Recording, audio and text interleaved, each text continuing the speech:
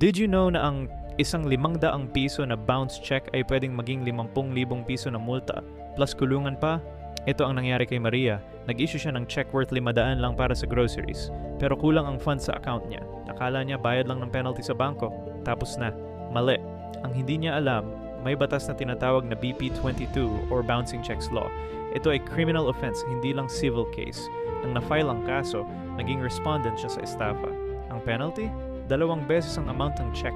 Ibig sabihin, 1,000 plus fine na hanggang 20,000 piso plus possible imprisonment hanggang 1 taon.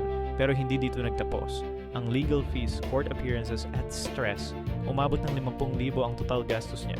Lahat ito dahil sa 500 piso na check na walang sapat na funds. Kaya bago kayo mag-issue ng check, siguruhin may laman ang account ninyo.